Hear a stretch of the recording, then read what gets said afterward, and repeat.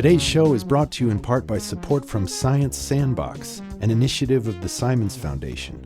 In appreciation of our guests' participation, we have made a contribution to the following organization on their behalf. The PTM Foundation, highlighting the stories of Indigenous peoples and building community resilience through music, art, and connectivity. For more information, please visit ptmfoundation.org.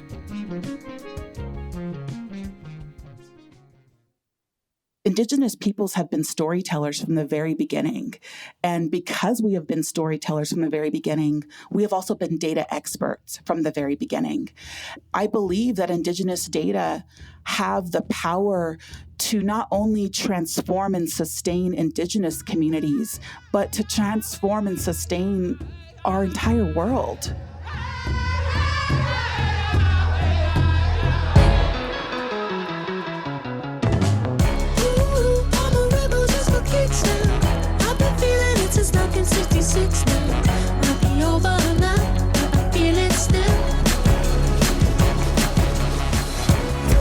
Welcome to Sing for Science, the show where musicians and scientists talk about music and science. I'm your host, Matt White. Each week, we'll talk about a song by our guest artist and how it connects with our guest scientist's area of expertise. This week, we'll be talking with John Gourley and Zach Carothers from the band Portugal the Man about their Grammy-winning smash hit, Feel It Still. The band have used the song's success to start the PTM Foundation, whose mission is focused on amplifying Indigenous voices around the world. Also joining us is sociologist and data scientist Desi Small-Rodriguez. Dr. Small-Rodriguez is a member of the Cheyenne Nation and also a professor in the Sociology and American Indian Studies Department at UCLA. With her Data Warriors Lab, her work is part of a growing movement to dismantle and reformulate how population, economic, and health statistics are gathered on Indian reservations. In addition, Desi is a leading advocate for the Missing and Murdered Indigenous Women Task Force. The title of this week's episode on the podcast is Feel It Still, Building a Data Revolution in Indian Country. Hello, Portugal the Man and Desi. Thanks for coming on the show. Hey, thanks for having us. We are here. Hi, great to be here. Zach and John, let me just start by saying it's been such a pleasure to watch you guys clean house these past few years. I want to enumerate for our listeners your list of achievements. You won a Grammy. Your music has over 1 billion streams on Spotify. Barack Obama himself is a fan. And from where I'm standing, few other bands are as deserving of your success because, you know, I've seen firsthand you've been on a nonstop tour and recording schedule since you started, I guess, about 15 years ago, right? Yeah, it's been a long time. Yeah, we played together back in 2008, and I have such fond memories of that tour, and so much fun. You know, and what I can say to listeners who've not been to one of your shows is every night back then playing all ages venues and VFWs and stuff. From that into the larger venues I've seen and you play in recent years, it's the same kind of energy that you're able to transmit, and your connection with the audience seems no less intimate. It's something it's so cool for me to see, and I want to congratulate you guys. Thanks, man. I appreciate it. Yeah, I think I speak for us and everyone else when no one really saw that coming. Well, you know, it's funny. I saw you in a couple of years ago when you came through New York, and maybe halfway through the set, Zach, you stepped up to the mic and you said, "We won a Grammy, dude." Yeah, we're just as shocked as everyone else. But it was the first time I'd ever experienced the collective use of "dude" for thousands of people. Oh, man, you got to keep it real. I only really know how to talk to a few people. I should really take some public speaking courses because we're not very good at that. No, you shouldn't. You should not change a thing. And, you know, and to speak to your rise, when I was picking up my ticket, I noticed the security guy flip past Ben Stiller's comp ticket. So he was among the collective, dude. Yeah, that was pretty cool. He really likes us for some reason. We really like him. I mean, his stuff is amazing and hilarious, and he wraps up a lot of things with very serious issues and comedy and kind of does it all. And I just I respect that a lot about him. So it's not like you guys are going to make a cameo in a Meet the Fockers movie or something? Oh, we're going to try for sure. We're not very good actors. I should take some classes in that too. I doubt that. I have to confess, where Star Talk is concerned, I'm more curious to hear about Weird Al. Oh yeah, boy, Dan, that was just the best. John just reached out. We've worked with him on limited things, and we've just been huge fans since as long as I can remember, being a fan of anything. And so he once again, it's more not just the fanboy and that he's an unbelievable musician and singer, but just the fact that trying to encompass everything that we like and everything that's important to us. And he is one of those connectors. And this time of extreme divisiveness, we're always looking for common ground and people that connect. And everyone likes to laugh. And was he funny in person? No, he's just really sweet. I mean, he's hilarious with anything he does just because he's Weird Al. And no matter what, him ordering coffee is hilarious. Yeah. And but yeah, he's just a really great dude. And we've met a lot of cool people along the way, and a lot of people that we respect, immensely. And I've only been kind of starstruck and like fumbled my words and nervous a couple of times. And Weird Al was definitely one. Yeah, I hear you, man. The creator genius behind UHF. Totally. So to the topic at hand, you dedicated your Grammy for Feel It Still to Native peoples. And before we talk about the connection between the song and your work with Indigenous communities, I'd like to just talk about the song itself. I, like many other gazillions of people, love the song. And John, I wanted to know would you mind telling me about the chorus lyrics and what they mean? What it means to me? Yeah. I mean, definitely. I guess when I'd sat down to work on the song, it went through so many different versions along the way, and the lyric kind of stuck with it the whole time. And it was this idea that we are, I mean, the Rebel Just for Kicks is like we're just nerdy kids who like playing music, and we're out here and we're passionate about so many things, but we play in this world of you never grow up. I mean, that was kind of the idea behind it. It was just trying to be punk in this fantasy land that we live in. And what about the latter half of the chorus, John? It may be over now, but I can feel it still. Well, I mean, we've broken down the song quite a bit. There are a lot of pieces to this. I mean, as we were putting it together, 1966 is obviously connected to civil rights and just this rise in social consciousness and mainstream awareness. I mean, it was a really quick song to write. It's just everything that we kind of think about on a daily basis. I mean, more than anything, I was singing about my daughter and how do I raise a kid in this world, like kind of crazy world at the moment, and still pursue these things that we believe in.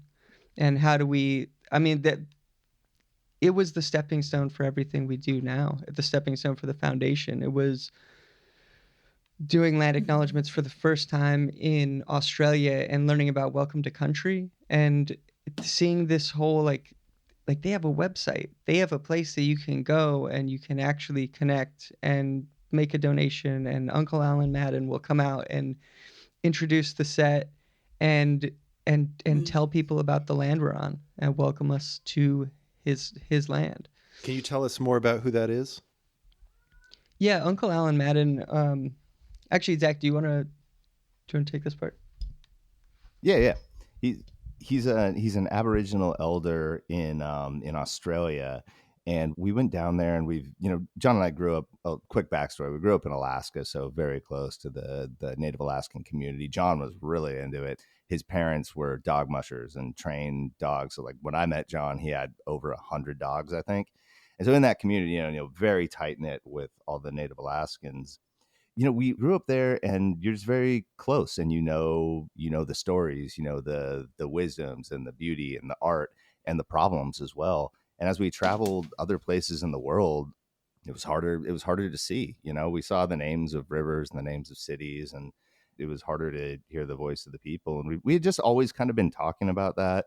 And it's always been an important thing to us, but never knew how really to help. And so our photographer, who's Australian, he told us about the program Welcome to Country, which, like John said, it's really cool. You have a donation. It's simple manners. You just ask permission to come aboard. And it's a really cool shared learning experience between us and the crowd itself. Like before the show, we both get to just learn and share an experience, which is what music and live music especially is all about. And so Uncle Alan Madden was the first one we got to do. And we were in Melbourne. He's an Aboriginal elder. It was profound. We got to hang out with him for 2 or 3 hours before the show and just talking in depth. And it was just like, it really brought to light, talking about the story of colonization on the other side of the world with the same surgical precision cookie cut procedure by the same person, the same, explorer. And we just could not believe it. It was just the exact same story that we heard in the Native Alaskan community, and how just on the other side of the planet, the same shit happens. And so, yeah, he was the first one that really like talked to us about it and inspired us and just let us know so many truths and so many things that we were scared to ask. And I think that was one of the biggest things that we learned, is that, a lot of these problems are us wanting to be polite and not ask uncomfortable questions, whether it's making other people feel uncomfortable or yourselves, because, you don't like to be ignorant and you like to pretend that you know things when you don't. And sometimes you just have to ask a question. And like, what's an example of a uncomfortable question to ask? Yeah, that's. I did want to add the uncomfortable questions. The uncomfortable questions are things like, what have I done to contribute to this, and what have I done to perpetuate these wrongs? And really, what you should be asking is, what can I do to help, and what can I do to change these things? I see it a lot at our shows, like at festivals and things when we're doing land acknowledgement. I see so much interest from other bands and other artists, but they're always a little standoffish at the same time because they don't know exactly how to carry themselves. And I think one of our friends in Seattle kind of put it best when we sat down with our buddy Brad. He was saying, if I could give anybody some like insight into being Native, it's that I watch Netflix. That's something I want somebody to know about me. I watch Netflix. We're all the same. Common ground. It's common ground. And I think those are the uncomfortable questions that really shouldn't be uncomfortable questions. Yeah. And I think, I know Desi can, once we start talking about her work, she can speak to what it is to be an ally. And Desi, can you tell us a little bit about your background, please? Yeah, sure. I'm just a res girl. It's really cool to be here. I want to say Nia-ish, which is thank you in my Cheyenne language. I'm a citizen of Northern Cheyenne Nation and Chicana. I was born and raised in Lame Deer, Montana, which is a small community on the Northern Cheyenne Indian Reservation, which is about 100 miles from the nearest city. I'm a professor of sociology and American Indian Studies at UCLA. But above all else, I'm a relative. And that's what grounds me in the work that I do, is that I'm a relative. And how can I act and be and live in relation in a good way? And so one of my research areas explores how data systems and statistics and Western ways of knowing how they contribute to the erasure of Indigenous peoples. And so that's part of my work. I run the Data Warriors Lab, which is an Indigenous social science laboratory where we bring together students and tribal leaders and community members and researchers together to build data systems that support strong Indigenous futures. And so that's my work. It's also my passion. And similar to artists who use, songs to tell stories, I believe data can also tell stories. And can you speak to, in the broadest sense, could you please define for us what data science is, what sociology is, what demography is? Sure. So data science is this interdisciplinary field that extracts meaning from data. And it combines different types of expertise. So it was explained to me when I was figuring out how to be an Indigenous data scientist. It was explained to me that data science requires kind of three areas of skills. You need computer programming skills, you need hardware and IT infrastructure skills, and you need subject matter expertise, which typically includes some sort of statistics training or computational mathematics. And often those different skills are combined in kind of a team-like setting. And that's what I really love about data science is it's interdisciplinary, it's collaborative. We work in teams to use the data for good.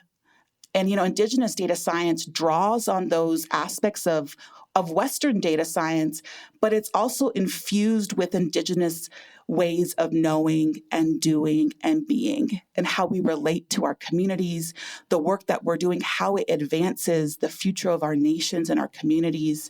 And so the definition of Indigenous data is much broader than the Western understanding. It includes our songs and our stories, our oral histories. It includes data about our lands and our resources, our culture, how our people have remained despite all odds, why we are still here. That's what we're talking about when we talk about Indigenous data. But demography is the study of populations. It's very statistical. We look at, the size, the structure, the movement of populations across time and space. And our main tool is the census. It's mandated in the United States Constitution that a census be taken every 10 years. And the very first census was in 1790. And so the purpose of the census is to ensure that our nation, the United States, that it continues to serve the people of this country. But what needs to be made known is that the census does not serve all people equally. And, there are populations historically who have been excluded, who are historically very hard to count and hard to reach. Those people include, of course, Indigenous peoples, particularly those living on reservations or in rural villages, people who are experiencing homelessness, veterans, young children, undocumented migrants. We know who these people are in terms of their broad categories, but ultimately, the only population excluded in the U.S. Constitution, in the language that mandates the census, are American Indians. And so that needs to be made known that literally the erasure of Indigenous peoples is built into the founding document of this country, the United States Census. So that was to support the narrative that, it's just vast wilderness for the taking. Exactly. Yeah. There's nobody in the West. We're not going to count the people who are actually there. And so by not counting them, we can spread this narrative that there's all this land ripe for the taking, manifest destiny, move west, settle these territories, right? Well, guess what? There were decades of Indian wars, because there were Indians there, and there still are. And we fought like hell to keep our lands. And so, the decades of Indian wars tell a completely different story. And now, it wasn't until 1860 that Indians were, started to be counted. And those were just civilized Indians, whatever that meant, the good Indians. Another 30 years later, in 1890, there were finally census enumerations of Indians kind of writ large. But even today, right, the 2010 census, the largest population who was undercounted were American Indians. But, what we're seeing is the need for Indigenous peoples to control their data. So Indigenous data sovereignty is the right of Indigenous peoples and Native nations to control the collection, the ownership, and the application of their data. And those data can be everything from, spreadsheets of demographic information, which is the work that I do, but also our songs and our stories and our knowledge about the lands and about the migration of animals and what we saw in California, right? The need to burn lands safely so that we don't have these devastating wildfires like we've had. Yeah. Controlled burning is a part of Indigenous ancestral knowledge.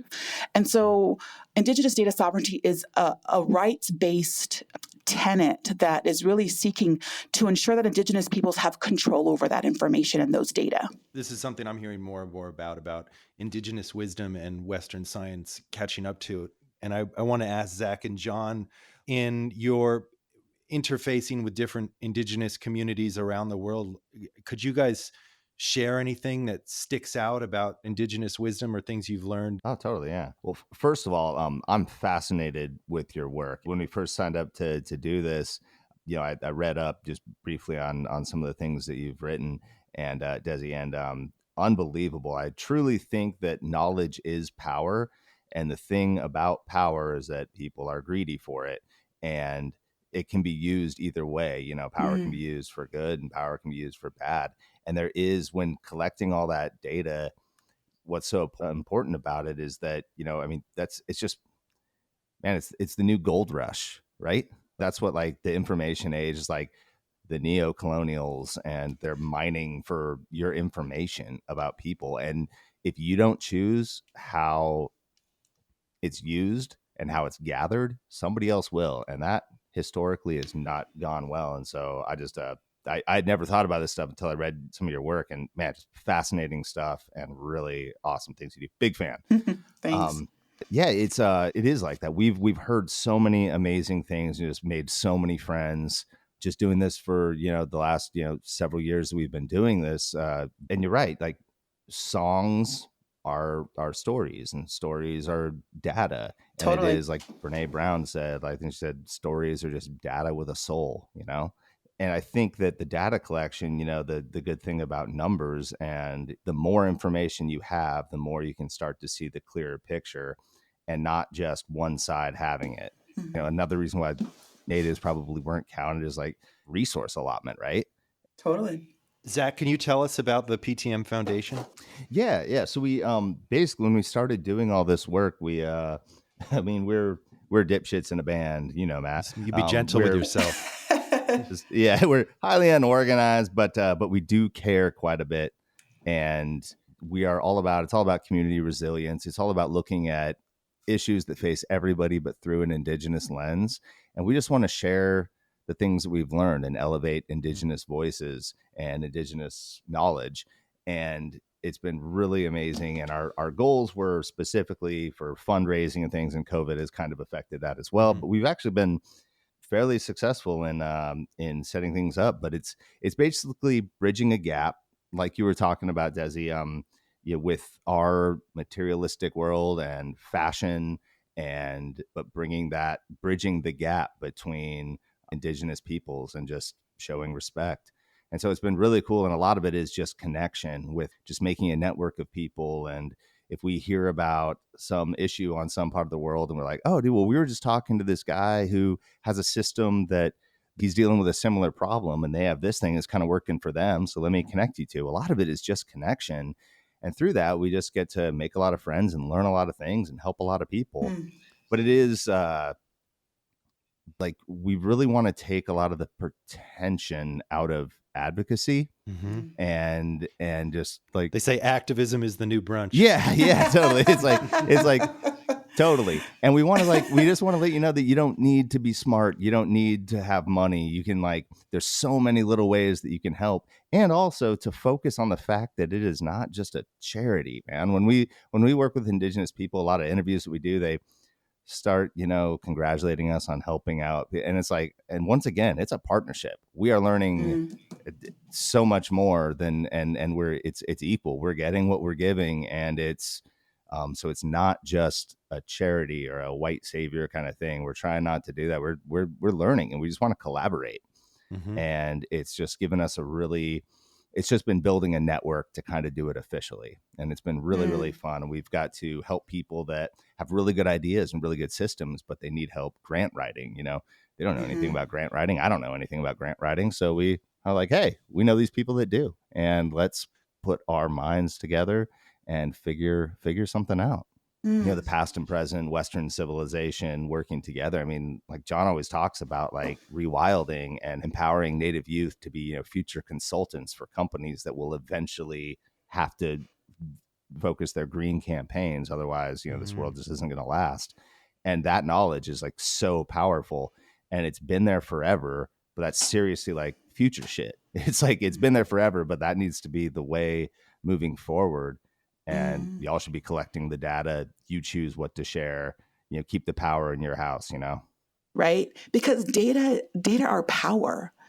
Data equal visibility, data equal accountability, Yeah. data equal investment, right? So if we can gather enough data to start shining lights on systems and people and structures and power, essentially, then we can start interrogating and getting at the how so that we can then start to create solutions. Could you walk me through, tell me, what are the brass tacks of actually training the data warriors? Like, could you give me an example of an instance where you go into a community and there's data that you're trying to extract? Sure. What's a typical day in the lab? How does that look? So there's a whole kind of primer that has to be given, right, to train the people in the community. This is what survey research is. This is what makes a good question, right? Our data are only as good as the questions that we ask. We have to test these questions. We have to pilot these surveys. There are statistical methods that we have to use to ensure that this survey instrument is valid, right? That it's reliable, that the data we are collecting can be used in a scientifically rigorous nature. And so we have to deliver this type of training to these survey researchers. When you are approaching a potential respondent, what do you do? How do you convey the information in a way that is understandable, but that in a way that also ensures that these individuals are informed and can provide consent so that we are doing this, again, to the utmost scientific standards, but also that we're doing it in culturally responsible and culturally appropriate ways. And so there's so much work that has to go into that front end, right, of training before we can even get to the actual collection of data, and then before we can get to the actual analyses of the data. So a lot of the work that I'm doing right now is partnering with communities to do the survey or data collection themselves. Okay. And then the next step is, how do we then analyze it? And how do we analyze it with community? And that's where we're hoping to kind of create this kind of data institute where we actually get folks to come, whether it's to UCLA or whether we're going into tribal colleges and actually delivering some sort of data science curriculum that's building the skill sets that we need for the actual analytical processes. If we're thinking about this entire kind of research process, right? From inception, design, collection, to the actual kind of cleaning of these data. What's cleaning data mean? Cleaning data, right, means getting rid of duplicate data, getting rid of data where there is no informed consent, where we, getting rid of data that perhaps is incomplete. So, in order to actually get to a place where you can even do analyses, there's so much that has to be done to ensure your data set is good, for lack of a better word, right? How do we know our data are good? And what does good mean? Good means something different to scientists than it means to Indigenous communities. And how do we work to come to a consensus on what good is? What are the different viewpoints on how you define good, or what are on the opposing poles of science and Indigenous communities? Well, science is all about samples and sample sizes, right? And ensuring that we have a large enough sample to make conclusions that will be valid, that will be reliable, that will have statistical significance. That's what science is about, whether you're talking about social science or environmental science or biological science, the life sciences. It's all about figuring out how to ensure that the samples that we are collecting, the data that we are collecting, can then be used to make powerful conclusions. But Indigenous ways of doing research emerge out of Indigenous ways of thinking and Indigenous ways of knowing. And for us, it's not so much about having statistical power as it is having community power, right?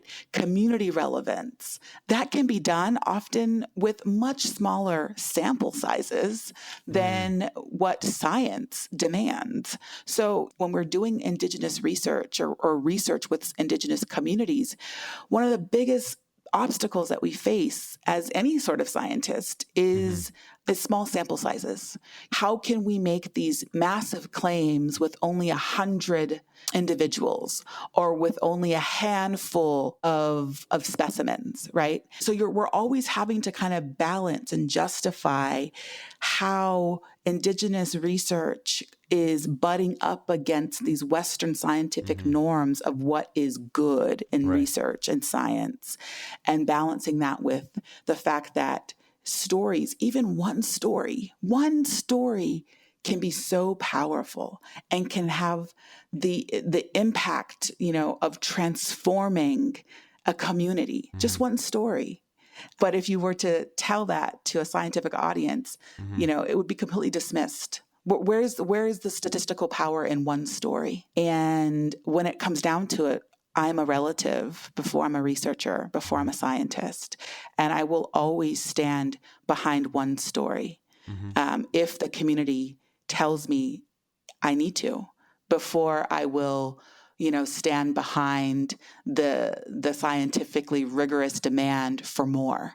We always want more. That's this Western mentality, always wanting more land, more water, more money, more everything. The way that we do science in Indigenous communities is not based on more. It's based on what is. Isn't there statistical power in, if it's just one story, but it's an entire community that stands behind it, there's the more data that a Western scientist might be looking for, right? Oftentimes what I have to do is I have to weight the data. If I'm trying to demonstrate that this one story is so powerful that it can stand alone, you have to weight those data so that you actually are giving that one story more power in your analyses. So, for example, the Cheyenne prophecy about not mining for oil on tribal lands, right? Is that an instance of a story that you would weight? Yeah.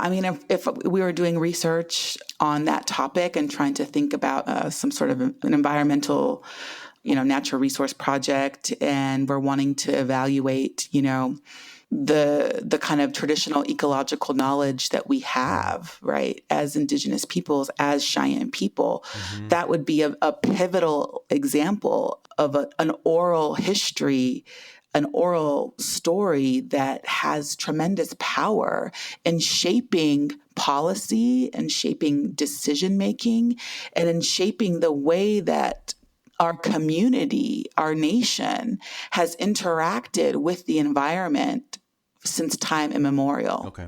Right? So we would have to weight that story in a way that would do it justice, right? And so then we have to start thinking about, how do we design new methods? Literally, like, Indigenous scientists are at the cutting edge of designing new methods for doing research, new statistical methods, new analytical methods, ways of doing Western research and Western science that are in alignment with Indigenous ways of knowing and doing and being. Okay. And so it's so exciting because we're having to create these new means of weighting, these new methods, right? Or these new methods of collecting data or storing data or attributing, stories not to one author or two authors, but an entire nation. That's what's amazing is when you see these kind of scientific publications, right, that are publishing research results, research findings.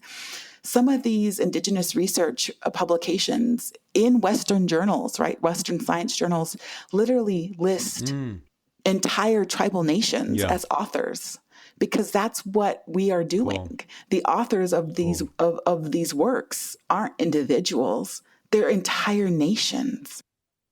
Desi, so you have some context. How I know Zach and John. We did a tour together in the fall of 2008. In fact, I remember watching Obama win the election with you guys. I think after we played a show, it was either Buffalo or Rochester. But Rochester, I think. Okay. Yeah. So, but I remember because this was the time they were running against McCain and Palin, and you guys are from Wasilla. So, my friend Zach, you are no stranger to advocacy, because Zach told me Yeah. about how he petitioned then Wasilla City Council member Sarah Palin to let him build a skate park, and she shut it down. Yep. She ended up being good on it, but it took a long time. I argued with her every week for about 2.5 years, but we did finally get it. But yeah, that was pretty insane. Yeah, she was our mayor at the time, and I was pretty punk rock. And I just recently learned that I thought this whole advocacy thing and political agendas that we've been working with, I thought I was very new to it, because I've always kind of been, an anarchist at heart, sort of. But then I just kind of realized recently, I'm like, oh, I have done things, I guess. Yeah. And but I didn't realize it. And that's something I'm still very, very proud of. And yeah, we went to the city and we finally talked her into matching a donation from the city for public skate park, and we raised the money, and then she denied it, and so we just had to go back and argue, and we took a pretty punk rock and protest style approach to the city. When they weren't listening to us, I was like, all right, well, I'm just going to get all my skater friends that have mohawks and missing teeth, and just bring a bunch of people to, once again, just turn up the volume. Yeah. I mean, that type of civil disobedience, right? That's how we get things done in this country. And we see that type of movement building happening, across populations and peoples that, you wouldn't think would come together on lots of different things. Like right now in southeastern Montana, my reservation is next to the largest coal strip mine in this country. And my reservation sits atop one of the largest deposits of coal, but we've never mined our coal. We've remained in extreme poverty, due to a lack of all sorts of, socioeconomic conditions. But the coal industry is drying up, and we are now seeing in our community the need for coal miners and Indians and ranchers to come together and unite along the same lines of, we need jobs. We need to make sure that the land and the water and the air get cleaned up, because we all have to live here at some point. This is long term. And so the interesting thing that we're seeing, I think, in this country is coalition building across groups of people who have perhaps at one point been enemies, Yeah, we got to realize that, there's Western ways and there's Indigenous ways, but the way forward is together. Yeah. And I don't know how to do it, but we're just kind of figuring it out. I think we can all figure it out together. And I've learned a lot just in this conversation, and I'm jazzed, man. I really respect your work and all the things you're doing for like missing and murdered Indigenous women and girls, like that data, like, oh my God. And it is blown up. That data has, and it's about time. It's about time that Indigenous women and girls can thrive and have healthy, safe lives in our homelands. That's a whole nother story. Yeah. I'm so happy you brought it up. There's so much on it, and the numbers are really shocking. So 2 of the most common or most cited data points that describe this kind of violence against women in Indian country are the fact that Indigenous women are murdered at a rate 10 times higher than the national average. So that number came out of the National Institute of Justice. And we also know that 84% of Native women have experienced violence in their lifetimes, so some sort of violence. And one of the other data points that is often referenced, which is even what President Obama has said and other presidents and leaders, is that 1 in 3 American Indian and Alaska Native women will be raped in their lifetime. 1 in 3. And isn't the leading cause of death among Indigenous women under 20 murder? Yeah. That's insane. Yeah. And so we know that if we're looking at these numbers, and if we disaggregate these data by age, we know that it's our young women who are suffering the disproportionate burden of this violence. And we see it all across Indian country. It's really hard to even think, like, 1 in 3 Native women will be raped. We are murdered at 10 times the rate of everybody else in this country, right? 84% of us will experience some sort of violence. These numbers are literally our realities, my reality, the reality of my sisters and my mom and my aunties and my nieces. And so You lost a niece, right? yeah, I did. I lost my niece 2 years ago now. Almost, we're going up on 2 years. There still has been no justice for Kesara. Kesara stops pretty places. There's still an open investigation, but there have been no confirmed leads or arrests, and her cause of death is undetermined. And, the family continues to fight for justice for Kesara, just as families all across the Indian country keep fighting for justice for their loved ones. And the sad thing is that there will be more. There will be more Indigenous women who die at the hands of violence because of these systemic injustices that continue to create unsafe environments for us to live. And so as you collect this data as, being an advocate and scientist, how will data sovereignty help make these people more safe? Data sovereignty emerges out of a rights-based framework.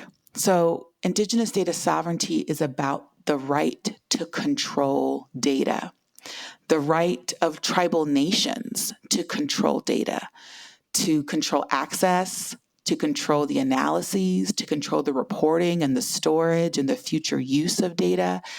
There is no equity and there is no justice for Indigenous peoples unless there is sovereignty. And that's what I tell people. We can be talking about data justice and data equity, health justice and health equity. We can be talking about criminal justice. We could be talking about violence. We could be talking about housing. I mean, literally, any domain you want to talk about.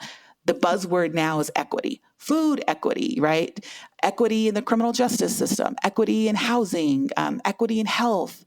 But none of that makes any difference unless sovereignty is at the center of it for Indigenous peoples. We are sovereign people. We have governments. We have tribal leaders who are elected, who hold the same degree of authority in our nations as the President of the United States.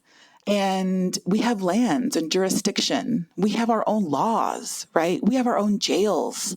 So ultimately, sovereignty and authority and control over data is what is going to transform our experiences as Indigenous peoples with these systems that have erased us perpetually.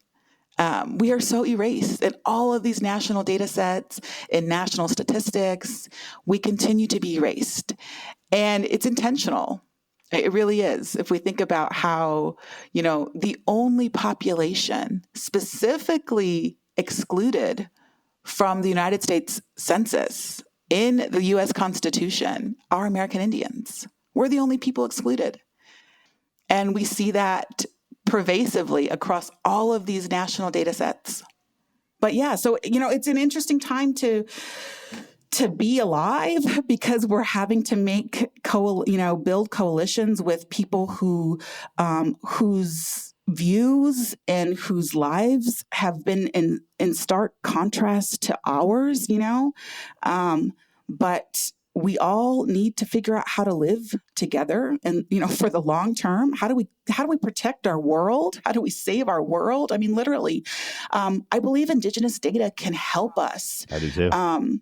Can really help us think about how do we get non-Indigenous people to care about our stories, to care about Indigenous permanence in this world, and to realize that Indigenous knowledge systems can help save all of us and can help to remind us how to live in healthy relationships with each other, but with everything that is non-human as well.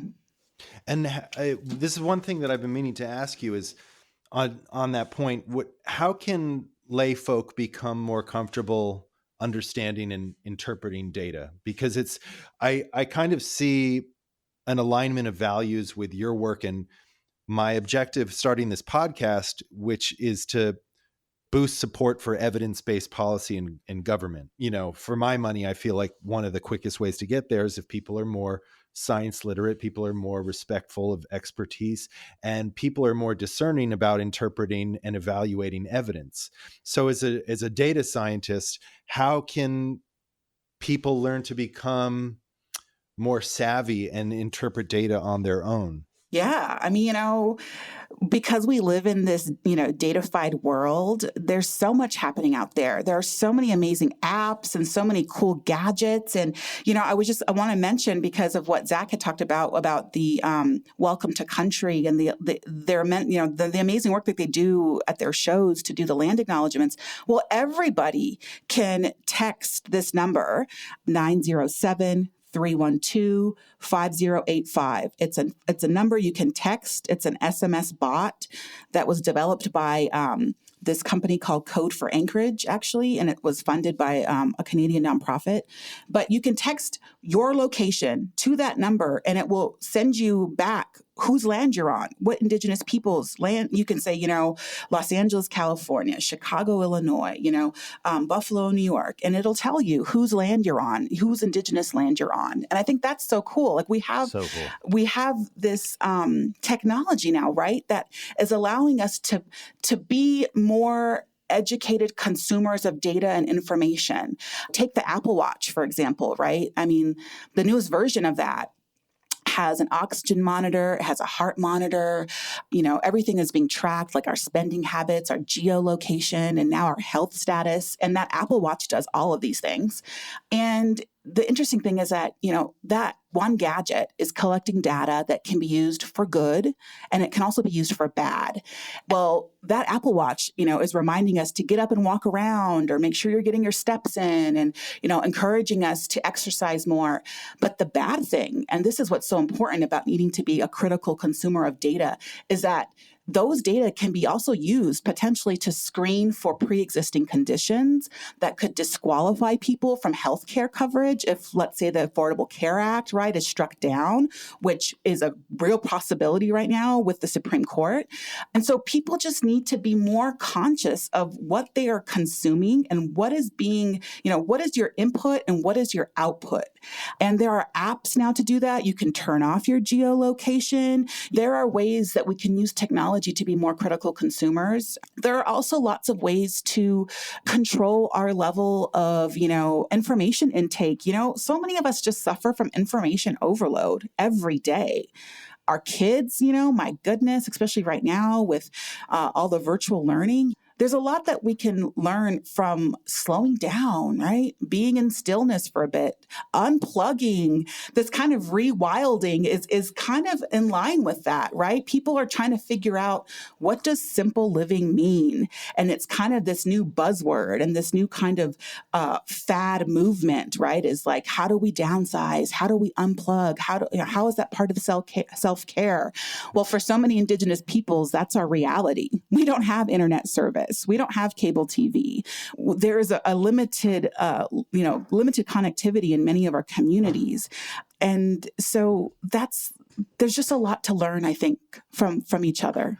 And you brought up the rewilding in the context of Zach, when you were first telling us about that. You'd said John is often communicating that or talking about it with young Native peoples. And it reminded me of something that I came across in your book, Indigenous Data Sovereignty, Desi, that one thing that you're trying to address is this idea of data point stereotypes, and that so often the statistics that we're familiar with have to do with alcoholism, suicide, diabetes, things like this. And so how, as a demographer, do you work to move beyond that to measure and promote attributes that show where Native Americans thrive, and especially the young people? I mean, I know you had mentioned the idea that makes up the largest part of the demographic. Yeah. A critical part of the work that I do is to influence the better collection of data in these existing data systems. So the census, the American Community Survey, the way that vital statistics are collected. So we have to make those systems better for Indigenous people, so more relevant, more accurate. But where I think the real power is and the real excitement is, and what literally gets me up every morning, is how do we build new data systems for Indigenous peoples, that are by us and for us, and that harness our knowledge and our connections, Totally. and that are really, targeting our futures. And so that looks like, doing our own censuses. So you have tribes now all across the United States who are saying, you know what, we are sick and tired of the United States Census coming into our communities, collecting all of this information and then leaving and then undercounting us at the end of the day, or missing a whole bunch of our people at the end of the day. And so these numbers are not accurate. And, and so we're going to do our own census. And so you have tribes and communities who have done their own censuses. And it's interesting because the federal government is like, oh, whoa, whoa, whoa, whoa, whoa. The Indians are doing their own numbers now. They're counting their own people, and they're wanting to use those numbers as the official numbers for all these federal purposes, right? I mean, billions of dollars gets appropriated based on the census. And so there is an actual formal process to challenge the United States Census numbers that are collected about tribes, and tribes are challenging it. They're saying, hey, we've collected these data and we're going to challenge the numbers that you have. But it's interesting because the feds don't make it easy. It's a very complicated process that you have to go through. You have to demonstrate all of these scientific reliability and validity and all of these different ways in which numbers are scientifically determined, but tribes are doing it. And so I think that's super powerful, is we're pushing back and it's happening. We're also going out and we're reconnecting to our ancestral ways of knowing and doing, and documenting that. So much of our data systems as Indigenous peoples have been disrupted intentionally as a result of colonization. For, most of us, we were removed from our ancestral homelands, forced onto reservations. There's over 300 reservations in the United States, 574 tribes. A lot of our reservations aren't even on our ancestral homelands. And so we're having to reconnect to those ancestral homelands and those knowledge systems that are very land-based. And that's happening. And there's some amazing ways that, people are documenting ways of being in relation to land and water and animals that are really influencing new ways of living in relation. Our young people are like, wow, those used to be our ancestral hunting grounds. Like, wow, let's figure out how to reconnect to those places. Oh, we used to catch fish in those waters. Let's figure out how we can do that again. And so it's a really exciting time, I think, to be involved in Indigenous data and in this Indigenous data revolution, which I've coined. We are in the middle of an Indigenous data revolution in this country, across the world. Indigenous peoples are doing data. They're reclaiming, they're rebuilding, and I think the Western world has a lot to learn from us. Yeah, certainly. Well, right on. This is so cool. I want to wrap up, but I want to ask if either of you want to add anything else that you want to make sure people are aware of. No, I mean, I just want to completely officially agree with everything you just said. That was amazing. And yeah, I really think this is a time to reevaluate yourself, your home, your community, your world. And so I just think like each and every person can do something. And yeah, exactly. The whole point of training people and stuff is to make an automated machine out of data gathering for humans to do it right and do it naturally. And I think that's beautiful. Well, thank you so much. This has been such a cool conversation. Oh, thank you guys so much. Hey, you guys. Yep. Take care. Catch Portugal the Man on tour this spring with Alt J. And for more information, please visit their website, portugaltheman.com. Stay up to date with Desi and her Data Warriors Lab by visiting her website, drdrdesi.com. Sing for Science is co-produced by Talkhouse and brought to you with support from Science Sandbox, an initiative of the Simons Foundation. Our music is by Panoram, media by Otavio Media and Bailey Constas, and press by TCB Public Relations. Special thanks to Rich Holtzman for his help with today's show. Please be sure to check out our other episodes and subscribe to the show. Thanks for listening.